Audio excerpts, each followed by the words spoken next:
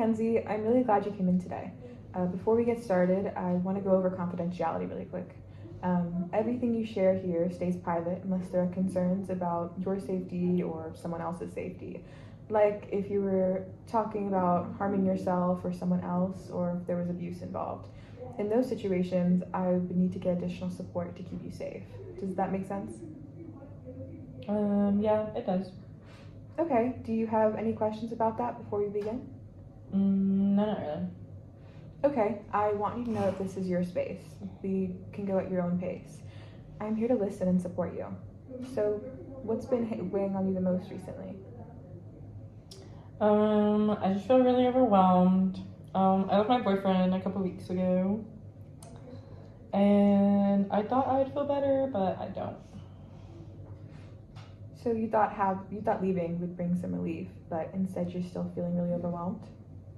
Yeah, exactly. That sounds really heavy, and maybe not what you expected at all.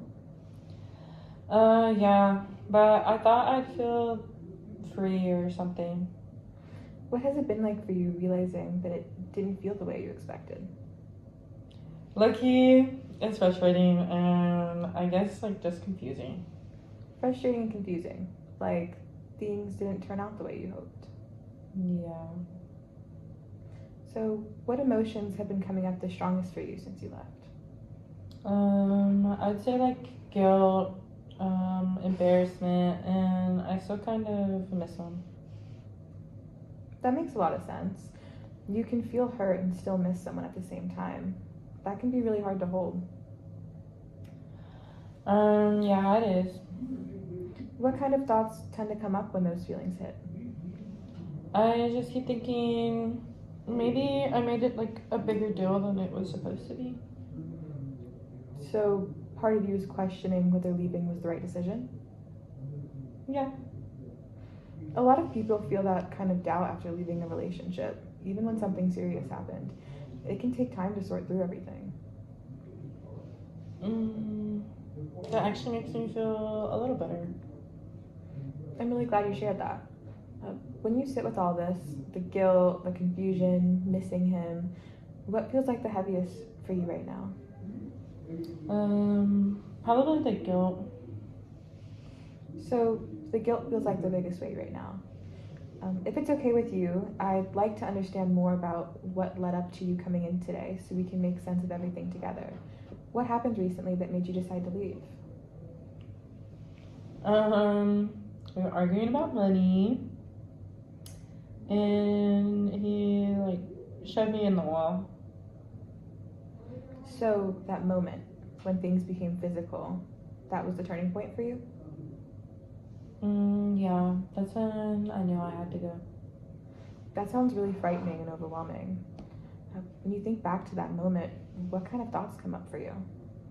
I just keep thinking maybe I pushed him too far. What does it mean to you if you pushed him too far?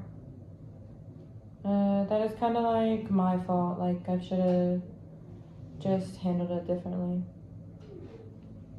What do you tell yourself about who you are when you think about that? That I'm difficult and I'm just not easy to love. And when you think, I'm not easy to love, what does that say about you at your core? That no one else would want me. What feels like the hardest part of the situation for you to make sense of right now? I think just feeling like I caused it. So the situation led to the thought that you caused it, which connects to a deeper belief that you're not worthy of love. What feelings come up when these thoughts are there? I feel sad, ashamed, and I feel like I'm stuck. Sadness, shame, and feeling stuck, that's a lot to carry at once. How has all of this been affecting your day-to-day life? I don't really go out as much, and I don't really talk to that many people. So you've been isolating more and pulling away from others. I want to check in on your safety too. Have you had any thoughts about hurting yourself? No, not really. Any thoughts about hurting your ex or anyone else? No. Have you been using alcohol or substances to cope? I mean, I'll have me a little drink here and there, don't get me wrong, but nothing crazy. And how have you been sleeping and eating? Not great. I don't really sleep that much. Okay, now let me ask you this. If a friend told you this and blamed themselves, what would you say? That's not their fault. And what makes it easier to say that to them than to yourself? I don't know. I just don't see them like the same way. And what would it be like to start offering yourself that same understanding? Hard, but maybe it's possible. Kenzie, I want to be really clear. What happened to you was not your fault. No one deserves to be hurt like that. It just felt like it was. I hear that. And I also want you to know that you're not alone in this. Research shows that over 47% of women experience intimate partner violence, and about 1 in 4 women experience physical violence in a relationship. And beyond that, what you're describing, trouble sleeping, feeling overwhelmed, wanting to isolate, those are very common stress responses after something like this. Many people feel on edge, have difficulty sleeping, or pulling away from others for a while. So what you're experiencing makes sense given what you've been through. I didn't really realize it was that common.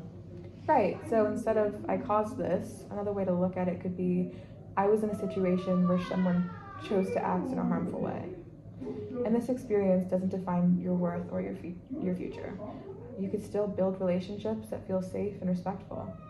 And the fact that you recognized that moment and chose to leave shows a lot of strength and awareness. Even in the middle of something really difficult, you made a decision to protect yourself. What have you been doing to cope, even a little? I've been staying with my cousin and I journal sometimes.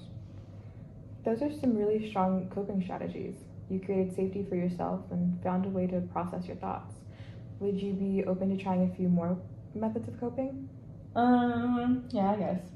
Okay, we could explore things like reaching out to one trusted person, grounding techniques when your thoughts feel overwhelming, gently challenging those self-blaming thoughts. Would it be okay if we practice something together that you could use when things start to feel overwhelming? Yeah, okay. All right, this is a simple grounding exercise. I'll guide you through it.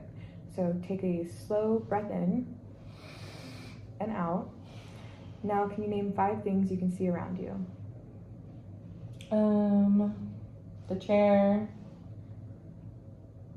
your notebook, the window, the plant, and the door. Good. Now, 4 things you can physically feel. My hands, my feet on the floor, my hair, and the chair. Great. Now, 3 things you can hear. Your voice, the AC, and something outside. Perfect. Now, 2 things you can smell. My perfume, and the room. That works. And lastly, 1 thing you can taste.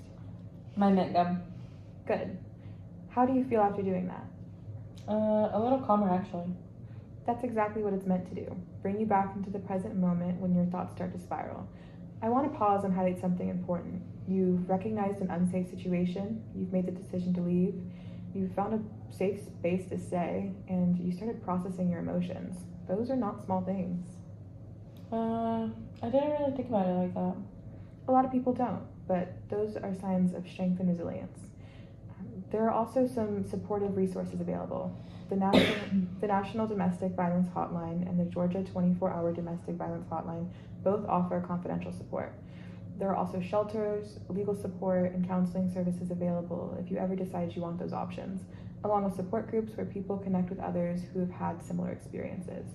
There's also Wellness, which provides virtual trauma-informed care and support for women. If you'd like, I can help you connect with any of these or walk through what that process would look like.